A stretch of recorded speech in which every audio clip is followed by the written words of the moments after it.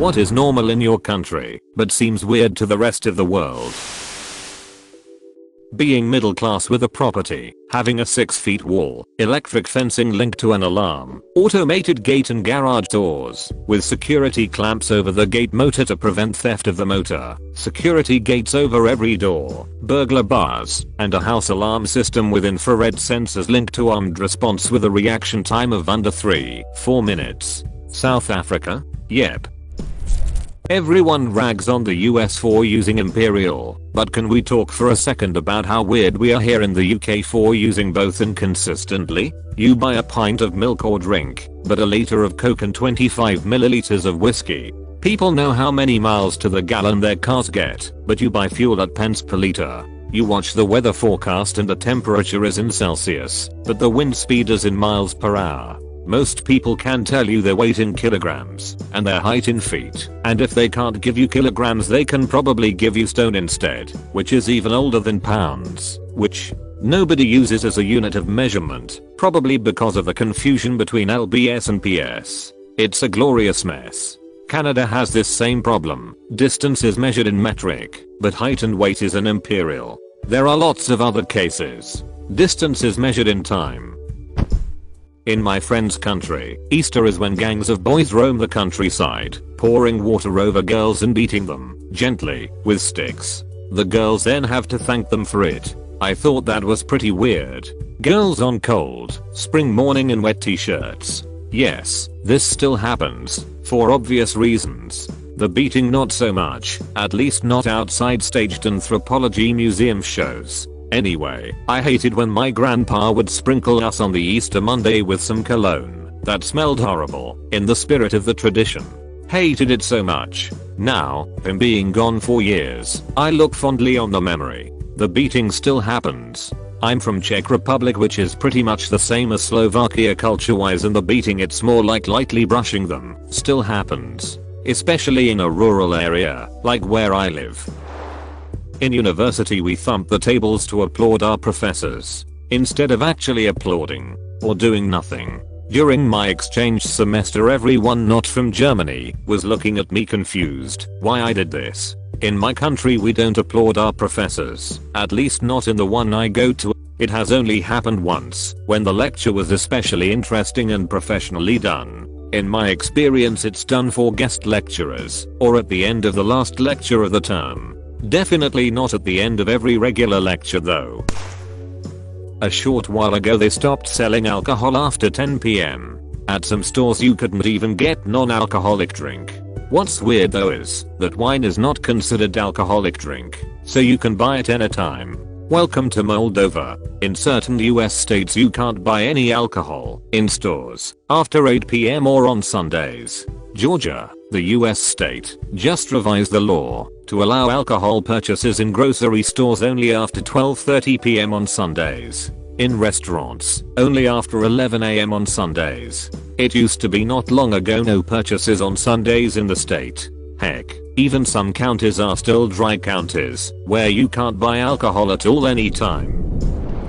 Whole restaurants cheering when a plate or glass is smashed. UK. Once was in a Canadian bar/restaurant on holiday and the waiter dropped a tray of glasses. The local looked horrified when I was out of my seat screaming I am Canadian. Would be horrified, haha. I feel as if this is one of those things where you're horrified when sober, but would join in a heartbeat when wasted. Putting cable ties, branches, fake eyes etc on helmets, buckets, and hats in springtime to scare away the birds. Magpies are vicious bastards. Bribing them with fairy bread works sometimes. Putting broken glass bottles on the walls around your house so burglars can't jump it and rob you. I moved to Canada and they don't even have walls around the houses. All of Latin America. Yup. Chile has neighborhoods with fences like these described. Drinking drink before 12 o'clock and seeing it as part of the culture. UK too. No judgment. I was speaking with a Yank, and they said that the UK is like an airport. It's somehow socially acceptable to drink at any time of the day. Never thought about it that way, but he's right. The cracks that are just wide enough to be able to see in and out of public restroom stalls. United States. I've heard it's thought of as weird, since many other countries enjoy the luxury of privacy. How else would you know if the stall is occupied though? Seriously though, as a European having to visit the US/RAL twice a year, pooping in the US is stressful. 99.9% of the time it's fine. And then one time, when you are in mid-poop bliss with your phone out, you get a weird feeling. So you glance up and see an eye silently peering at you through the crack. Eye contact is made, and the eye does not look away. You feel like ages pass, but it's really just a second, and you yell out something like, "What the hell are you doing?" And the eye leaves. You jump out of the stall, but nobody is around anymore. The eye waits for the next unwary visitor. Men holding hands in public as a display of friendship is normal in Afghanistan, but super weird in the West. I think it's normal in most of the Middle East and India. Egypt too. They kiss each other on the cheek too when greeting, and walk off holding hands. Bagged milk. I know it's normal in some places, but not here in the UK. Interestingly, businesses must have caught up with it, as every single Costa I've been to has milk in bags. We tried it in my elementary school in the US for a while. It was a common trick to say your chocolate milk busted because you put the straw too far and get another one. It didn't last long. I'm from the USA and my girlfriend is from Singapore. The amount of pumpkin crap we consume practically frightens her. Can confirm. Wife is inhaling all the pumpkin things. Yawanak now what? I could go for some pumpkin pie right about now. Unsuccessfully helping your dad look for one of his missing thongs and then watching him squeeze into one of your mum's so he can go out into the backyard and get the laundry. I'm told the rest of you incorrectly call them flip-flops. I was going to say pineapple, beetroot and fried eggs in our hamburgers, but yours is way better. Fried eggs on burgers are fairly common in the US. Most places that offer a variety of burgers have a burger with it or over them as an add-on. Cheese curds and gravy over fries. Canada isn't real. A magical land covered in Christmas, where everyone is nice and syrup literally falls from the trees. Like that's a real place. Nobody eats cheese curds, fries, and gravy. Don't be pouting these vicious rumors about. Lol. Calling mixed race people coloured. I'm from South Africa and I'm coloured, but when I went on holiday in Spain, coloured is a derogatory term. But in South Africa it's completely normal. It's kinda bad in the U.S as well. Nowhere as bad as the N-word though. Colored was the polite version of the N-word for Americans who lived between 1920 and 1970. As in that colored boy tried to drink from the whites only fountain. More to the point, its use in an American context directly references segregationist public policies, as it was used as the primary differentiation for segregation policies. Marrying someone without knowing them and only seeing their face once the marriage is agreed on. Saudi? Yup.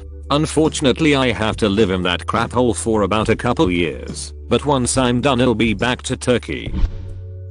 Eating with our hands. In 1969, the same year the man landed on the moon, Miss Gloria Diaz coveted the Philippines' first Miss Universe crown. During the preliminary Q&A, she was asked, "Is it true that you Filipinos use your hand when you eat?" To which she replied, "Why do you use your feet?" and went her way to winning the crown. This isn't limited to the Philippines. People, especially those of Indian descent, eat with their hands in Malaysia, and it's also extremely common in Saudi Arabia as well. Common in parts of Africa as well. Washing your butthole after taking a crap. Sio considered in Oataliko, Gorlami. Our wildlife is not trying to kill us. I'm fairly sure geese are at the very least plotting. Rake in the lake. Having a garbage can in the bathroom for used toilet paper. That's actually really common in a lot of countries. A lot of sewer systems can't handle toilet paper. Yup, and it's something that can happen on a building by building basis 1840s house made into a pub. Paper bin. Because the old pipes can't handle the paper. Modern office building next door. Plumbing designed for 50 blokes pooping on company time. Calling them all chips, not crisps, hot chips or anything else. Just chips, except you wedges you can have a different name. 90% of this entire thread is Australia/New Zealand commenting. Sprinkles on buttered bread is made by fairies and is perfect for kids' parties. And anything negative said about said treat is sacrilegious. A gel slag is still my favorite childhood school vacation memory. Bears on motorcycles driving on roads, drinking alcohol and playing balalaikas. Ha ha ha. Gotcha. What I said was untrue. Russia doesn't have roads. Mother Russia. Legal drinking age of drink and wine is 16. Hey, I'm visiting Germany and found that out a few days ago. I wonder what happens if I get wasted in Germany and still wasted when I land. What would happen to me? The whole plane would shake their heads in disappointment of their youth, I'm sure. Calling a traffic light a robot. South Africa? I moved to Namibia from Canada years ago, and people kept saying just head to the top of the hill and turn left at the robots. It took me about 3 months to stop looking for weird robot signs or statues, cause that's what I figured they were getting at. Idiot is a term of endearment. Context dependent. Idiotext. Putting chips in our burgers. Which kind of chips? It's a moot question really, because I've eaten both crisps and chips in a burger before. Pregnancy is a wild beast. Computer chips. They add a pleasant bite. Deep fried Mars bar, and Oreos, and cheesecake, and butter, and drink, and Snickers. A barista in a Costa years ago spent far too long telling me about the sheer joy that is a deep fried cream egg. I hadn't asked, he was just really passionate about them. I don't know why, but teenagers from my place, Vietnam, like to put hot sauce on everything, like pizzas, chips, french fries, spaghetti, rice, cakes, hamburgers, anything you can think of. My husband was Vietnamese this whole time. Eating biscuits and gravy. I traveled to the UK and told them that biscuits and gravy is a very common breakfast food, and as you would expect they were highly confused. Biscuit equals cookie across the pond, why we would take something sweet and cover it in gravy, and also was confused that the gravy we use has sausage in it and is white. B&G is the food of the gods. As a southerner, I can confirm.